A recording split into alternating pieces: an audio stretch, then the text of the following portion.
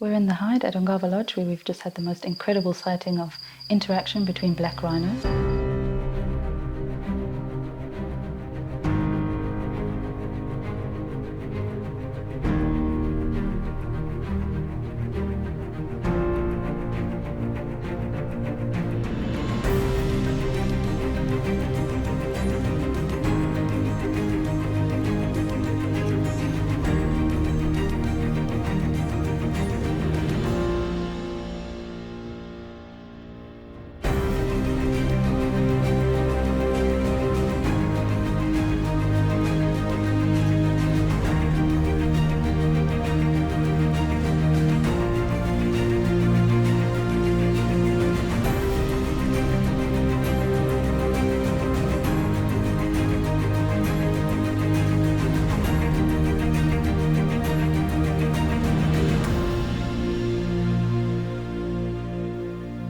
Designed for privacy, luxury and an intimacy with the land, Little Ongava is one of Namibia's most luxurious lodges.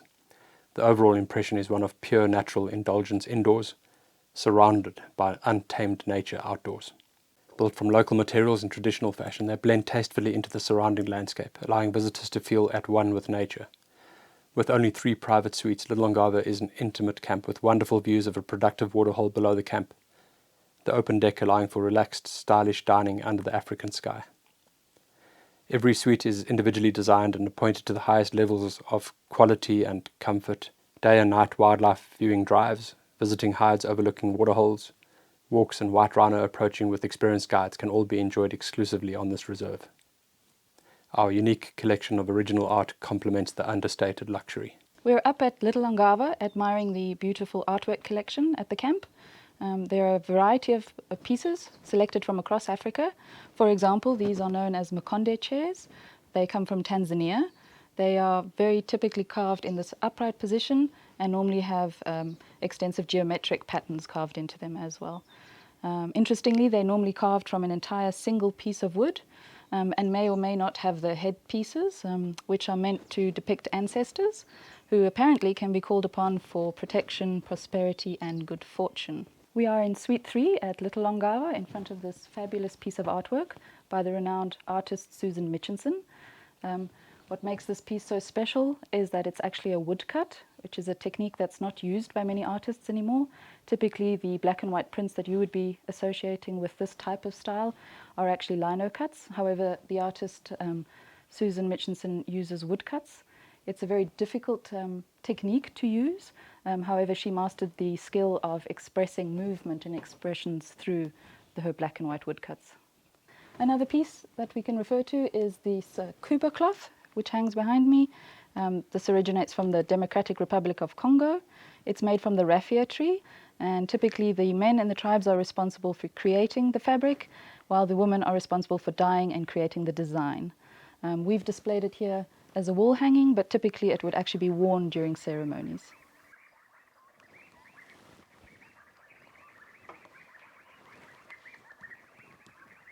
We're incredibly lucky to be able to witness this. This is a magnificent display of interaction between 2 young black rhino, a cow and a sub-adult, a calf and a sub-adult, pardon me. Normally one would not be able to witness such interactions, but because we're lucky enough to be situated at the hide, we're able to observe and experience these moments. As you guys have been watching, the 2 youngsters have actually been interacting for quite some time now, and it's all social development, so it's all play. There's no aggressive interaction occurring at the moment,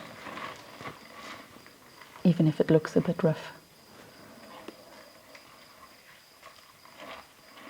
The cow is called Rafa. She's notched number 24, and then that's her young male calf, and then the other youngster is a sub-adult black rhino, not notched or named yet, also a male, possibly related to these, we're not sure.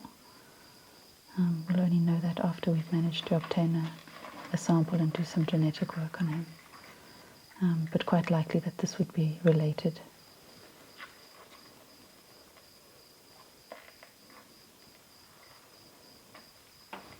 The calves are very curious animals. They often approach other rhino for social interaction. It's a learning curve. It's also just normal playfulness. And as you can see that they are quite tolerant of each other. The calves often approach other adult animals, bulls or cows, and they're incredibly tolerant. As you can see, Mom is always close on hand, so if the play does get a little bit too rough, she'll intervene, normally quite gently, just with a snort or a warning sort of alert.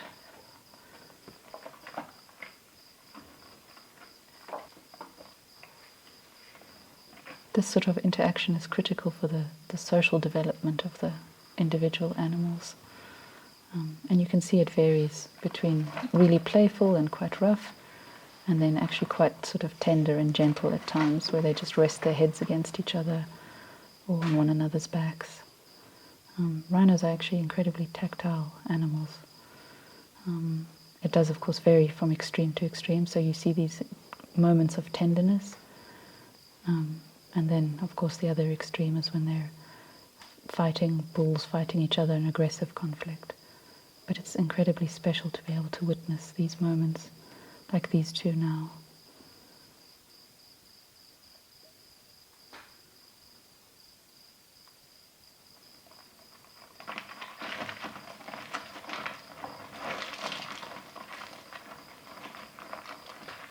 I think the calf wants to hog the playtime and doesn't want Mom to get involved, from the looks of things.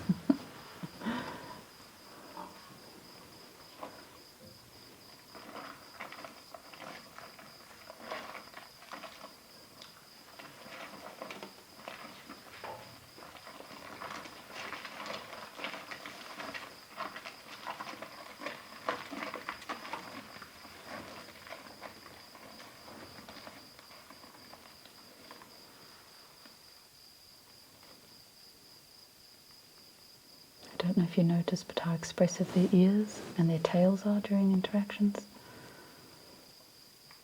So shaking of the head, positioning of the ears will indicate different moods and intents, and then the tail as well. So as he got excited, his tail sort of flaps up and down.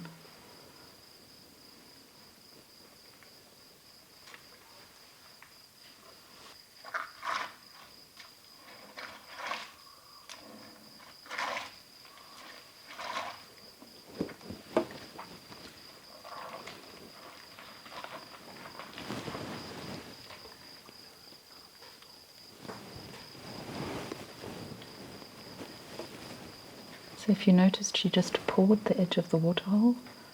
That's to stir up the water a bit in order to access some of the minerals in the soil as she drinks.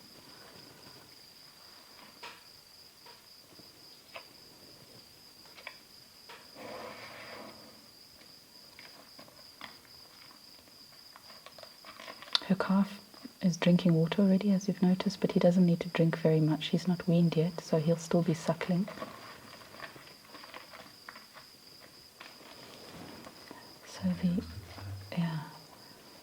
I'm not sure if you noticed, but if you look carefully at the young sub-adult, he has a sort of a waterline or a mark where he's sort of darker below and lighter above. It's where he's been wallowing, so he's obviously found a waterhole that has a mud overflow, and has spent some time wallowing, which is dried off now. The wallowing is very important for rhinos. It performs quite a function for their skin, and protects from the harsh sun, but also protects against external parasites. So rhinos spend a good amount of time wallowing and treating their skin, and then you'll often find them after they've spent some time wallowing. When the mud dries, they'll find a rubbing post or a rubbing stone, and actually start rubbing against that. This is to rub the external parasites off and some of the mud. And it's also used as a possible means of communication on rubbing posts with one another.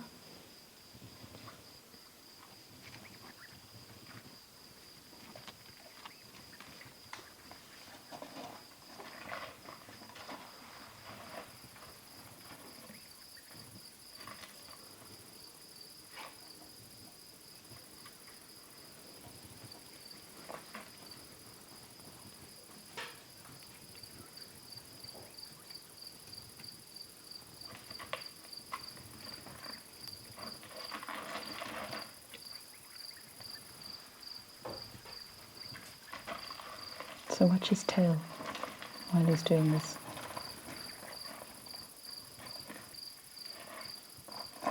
It'll indicate how serious or not serious it is. It's quite special to be able to see this. I mean, this is a cow. This is not her calf. And yet there's all this interaction, social interaction between the two of them.